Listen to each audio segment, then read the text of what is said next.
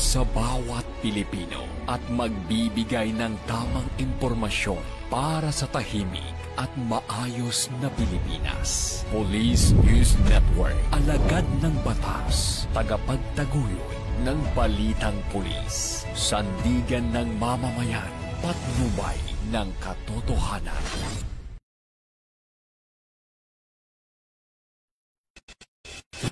Kampo Krame, maghahatid ng pinakahuling kaganapan at nagbabagang balita. Ito ang PNN Police News Network.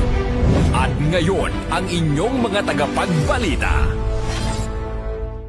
Magandang araw, bagong Pilipinas. Ako ang inyong alagad ng batas, tagapagtaguyod ng Balitang Pulis. Patrolwoman Meritoni Veva mula sa Southern Police District. Maghahatid sa inyo ng tamang balita, kwento ng pulis at serbisyo para sa mamamayan. At ito ang PNP News Online. Ang pangunahing balita ng Police News Network, alagad ng batas, tagapagtaguyod ng Balitang Pulis.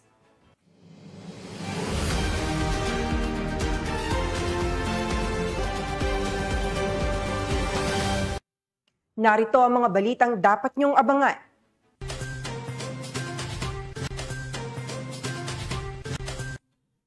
Labas ng bahay ng kagawad, pinasabugan ng granada sa Cotabato City.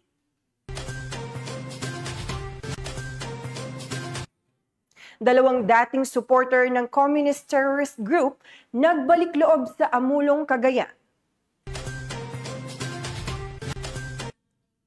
At 605.2 milyong pisong halaga ng shabu ang nasamsam sa Zamboanga City.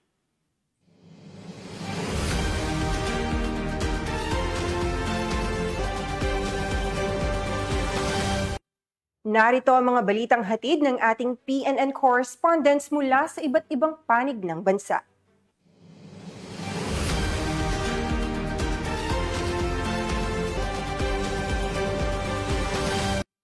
Simulan natin ang balita mula sa bahagi ng Luzon.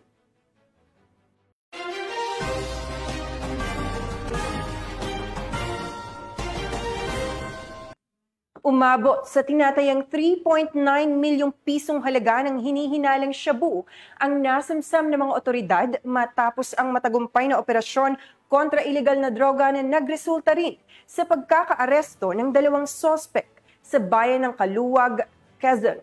Patrolman Mark Lawrence Atencio sa report.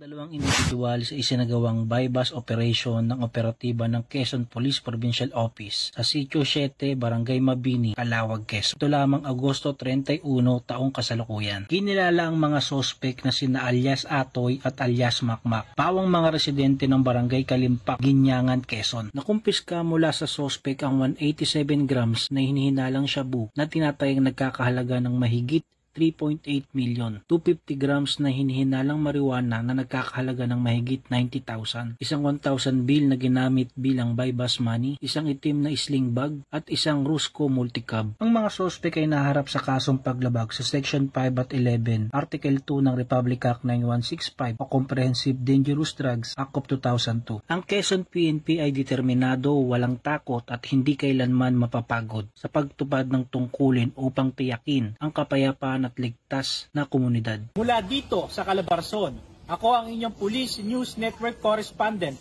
Patrolman Mark Lawrence Atencio. Alagad ng batas, tagataguyod ng Balitang Pulis. Maraming salamat, Patrolman Atencio.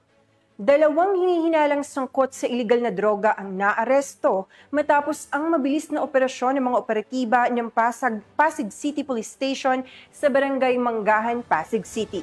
Magbabalita dyan si Patrolwoman Jenny May Dolor.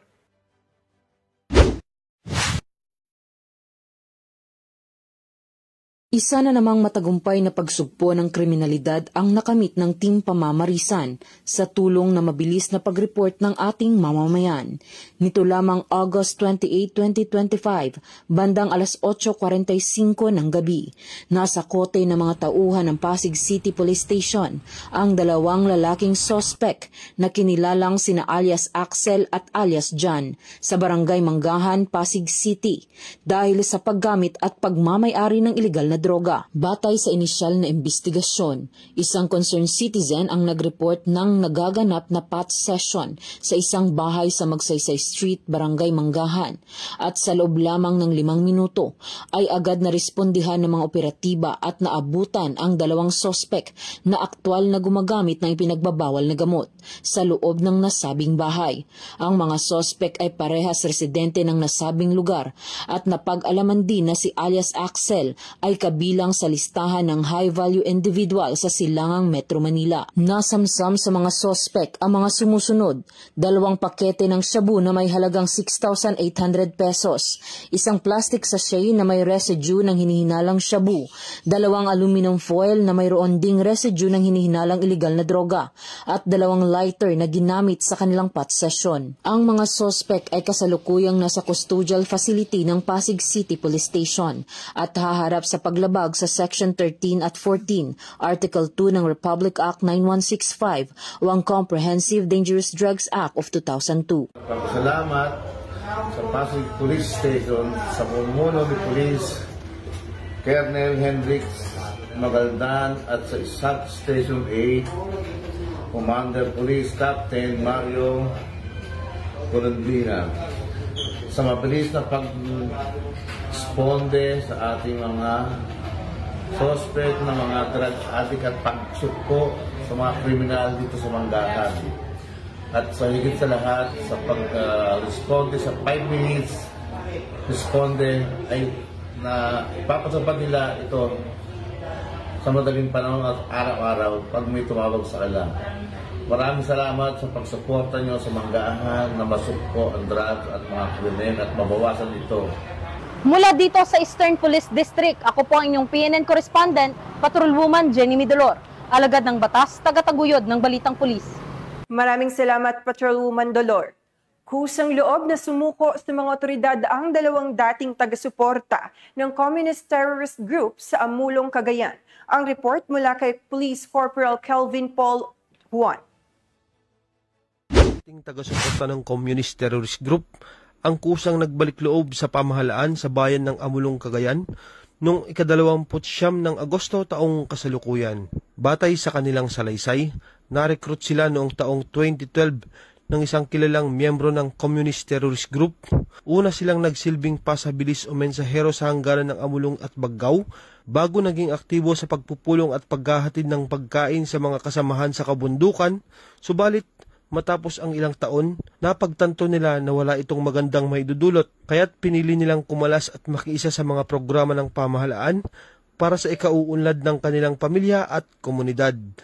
Ang pagbabalik loob ay naisakatuparan sa pamamagitan ng pinagsanib puwersa ng 1st Cagayan Provincial Mobile Force Company ng 1st Mobile Force Platoon, katuwang ang Amulong Police Station, Provincial Intelligence Cagayan South Regional Intelligence Unit 2, PIU Cagayan PPO. Bahagi ito ng pagpapatupad ng Executive Order No. 70 at ng programang NTF-ELCAC na naglalayong isulong ang kapayapaan at kaunlaran sa pamayanan. Ang kanilang desisyon ay patunay na epektibo ang whole-of-the-nation approach na ipinapatupad laban sa insurhensiya. Patuloy namang nananawagan ang kapulisan at lokal na pamahalaan at iba pang kasapi ng taga-suporta ng Communist Terrorist Group na magbalik loob at tangkilikin ang mga programang inihahandog ng gobyerno tungo sa kapayapaan. Mula dito sa Lambak ng Cagayan, ako po ang inyong Police News Network Correspondent, Police Corporal Kelvin Paul Juan, alagad ng batas, tagataguyod ng Balitang Pulis.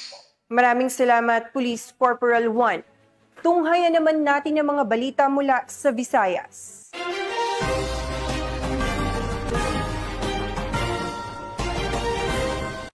Walang kawala sa batas ang isang lalaking vendor matapos itong maaresto sa isinagawang buy-bust operation ng kapulisan sa Oton, Iloilo. Tinutukan niya ni Patrolwoman Ledeline Bansagon. Timbog ang isang bukod juice vendor matapos mahuli sa isinagawang drug buy-bust operation ng mga operatiba sa Barangay Poblacion East, Oton, Iloilo, bandang alas 6 ng umaga nito lamang ika-31 ng Agosto taong kasalukuyan. Ayon kay Police Lieutenant Colonel Ali Estember, hepe ng Uton Municipal Police Station, kinilala ang suspect sa alias Gerald, 44 na taong gulang, na umamin na matagal na niyang ginagamit at ibinibenta ang iligal na droga. Anya, ginagawa raw ng suspect ang pagbebenta ng ipinagbabawal na droga bilang extra income para sa kanyang pangangailangan. Lumalabas rin sa investigasyon ng pulisya na dati nang tukhang surrendery ang suspect. Batay sa kanilang monitoring, sa Barangay Bacau, Mandurriao, Iloilo City, umano kinukuha ni alias Gerald ang supply ng iligal na droga na kanyang ibinabagsak sa kanilang lugar at kalapit na bayan. Na-recover mula sa suspect ang 6 na sachet ng hinilaang shabu na may kabuuang bigat na humigit kumulang 20 gramo at tinatayang nagkakalaga ng 136,000 pesos. Ang suspect ay kasalukuyan na sa kustudiya na ng Uton MPS para sa dokumentasyon at nahaharap sa kasong paglabag sa Republic Act 9165 o ang Comprehensive Dangerous Drugs Act of 2002. Kaugnay ng 7-point agenda ni Chief PNP, Police Lieutenant General Jose Melencio Nartates Jr., ay aktibong hinihikayat ng Uton MPS ang publiko na makipagtulungan sa pamamagitan ng pagbibigay ng tamang impormasyon upang tuluyang masugpo ang salot na dala ng iligal na droga sa lipunan. Patuloy ang PNP sa kanilang paninindigan na ipagpatuloy ang kampanya laban sa iligal na droga para sa isang ligtas at maayos na komunidad. Mula dito sa Police Regional Office 6, ako ang inyong Police News Network Correspondent, Patrolwoman Ledelyn Bansagon, alagad ng batas, tagataguyod ng Balitang Pulis. Maraming salamat, Patrolwoman Bansagon. Bumagsak sa kamay ng mga alagad ng batas ang top 4 most wanted person sa kasong qualified rape matapos ang matagumpay na operasyon ng mga otoridad sa bayan ng Gindulman, Bohol. Patrolwoman Flora May Azares, ibalita mo. Sa panahon ang bagsak ng top 4 most wanted person ng Bohol na may kasong qualified rape matapos itong maaresto ng kapulisan ng Gindulman PNP sa Purok 1 Barangay Tabahan, Gindulman, Bohol noong ika-30 ng Agosto ng taong kasalukuyan. Ayon kay Police Captain Ponciano Mola Entrolizo Jr., Chief of Police ng Gindulman Municipal Police Station, bandang alas 3:05 ng hapon nang maaresto ng kapulisan ang suspect na si Ricardo, 44 anyos, na residente ng Purok 3 Barangay Katuwangan Sur, Gindulman, Bohol. Ang top 4 most wanted person na suspect ay naaresto sa bisa ng warrant of arrest para sa kasong qualified rape na inisyu ni Honorable Samuel A. Biliran, Executive Presiding Judge ng Regional Trial Court, 7th Judicial Region, Branch 50, Luay, Bohol. Kasalukuyang nasa kustudiya ng Gindulman MPS ang suspect para sa dokumentasyon at tamang disposisyon. Bilang isang alagad ng batas, gusto ko pong ipabot sa inyong lahat ang isang mahalagang mensahe. Kailangan po nating labanan ang problema sa rape at iba pang krimen na nangyayari sa ating pamayanan. Ano ang ating kailangan gawin? Unang-una, mapagmasid. Maging alert sa inyong paligid. Pangalawa, mag-ulang. Kung may nakikita kayong kanahinalang tao sa paligid, ipagbigay alam agad sa inyong kapulisan. Pangatlo, huwag matakot.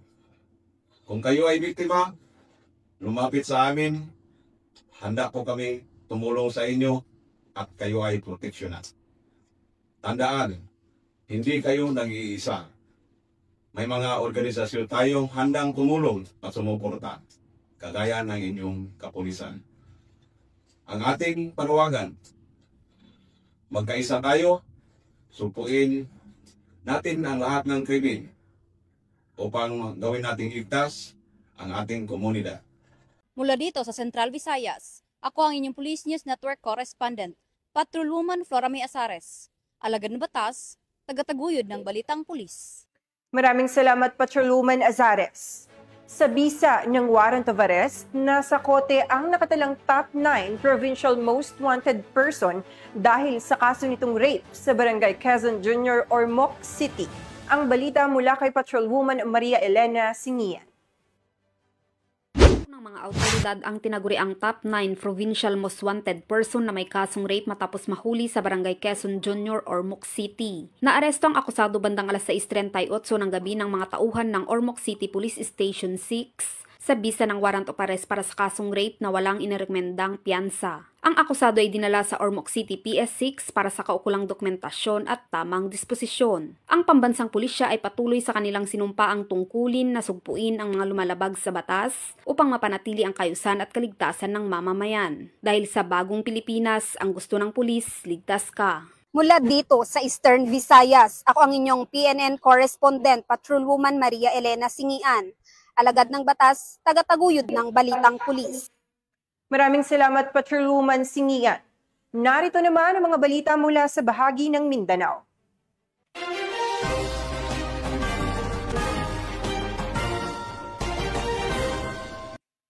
Nasabat ang tinatayang 605.2 milyong pisong halaga ng shabu mula sa 3 high-value individual matapos ang masusing operasyon ng PNP at Philippine Drug Enforcement Agency sa Zamboanga City. Alamin ang detalye ng report mula kay Patrolwoman Joanna Marie Soriano.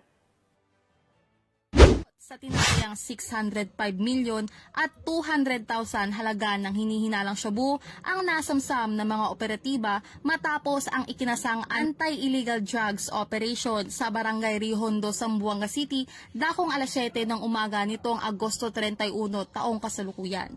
Sa isinagawang operasyon ng PNP Drug Enforcement Group SOU-9, katuwang ang PIDEA Zamboanga Office at iba pang law enforcement units, naaresto ang 3 high-value individuals. Nakumpiska sa mga sospek ang higit 89 na kilong hinihinalang shabu na nakapaloob sa Chinese tea bags, 1 pulang Nissan Livina at 4 na ice chest. Tinatayang aabot sa 605 milyon at 200,000 ang kabuang halaga ng nasamsam na hinihinalang droga.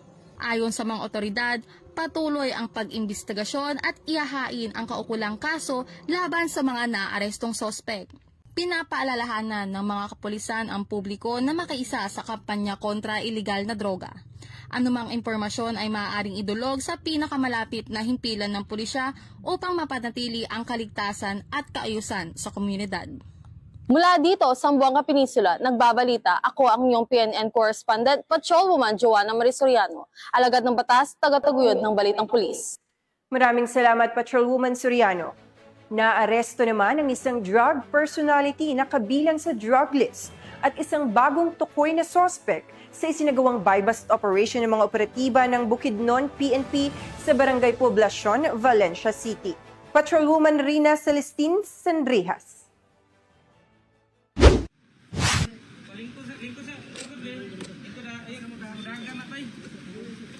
Arestado ang 2 individual sa isinagawang joint buy-bust operation ng Regional Drug Enforcement Unit 10, Bukidnon Provincial Intelligence Unit, katuwang ang mga kapulisan ng Valencia City Police Station sa Barangay Poblacion, Valencia City, Bukidnon, nito lamang ika-30 ng Agosto taong kasalukuyan. Kinilala ni Police Lieutenant Colonel Brian M. Panganiban, officer in charge ng Valencia City Police Station, ang mga drug suspect na sina alias G-Boy, lalaki, 42 anyos, kasama sa DA listed, at alias King, 30 anyos, kinilalang newly identified drug suspect at parehong residente ng nasabing lugar.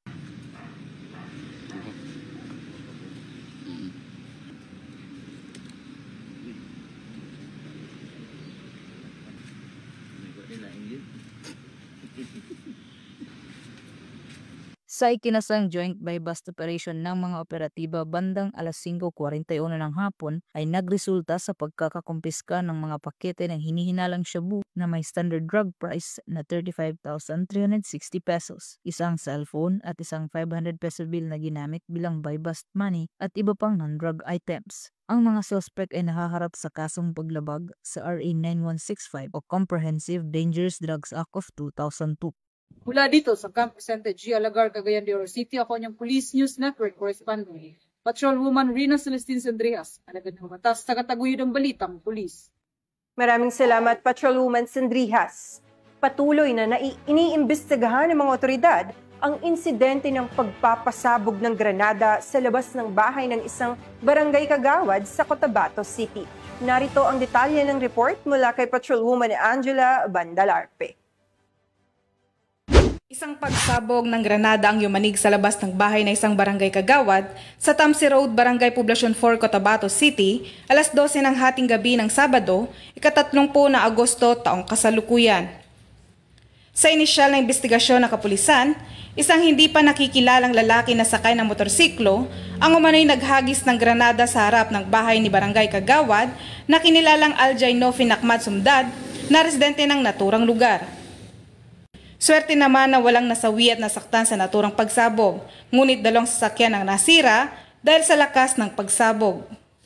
Na-recover naman ng City Explosives ang K9 unit ang mga pira-piraso na hinihinalang granada sa lugar ng insidente para sa post-blast investigation.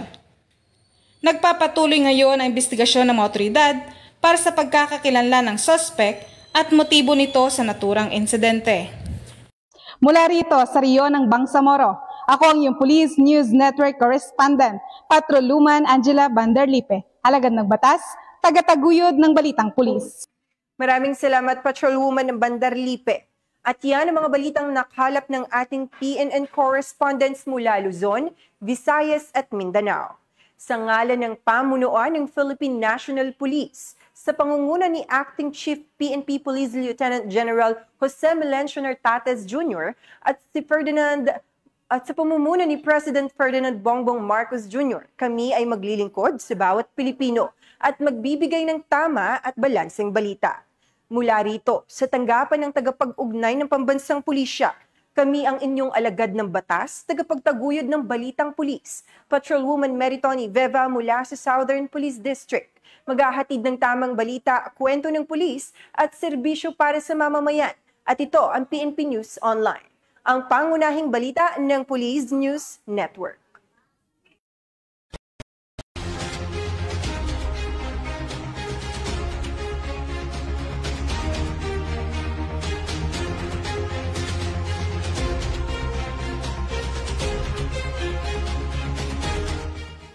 Police News Network, alagad ng batas, tagapagtaguyod ng balitang pulis.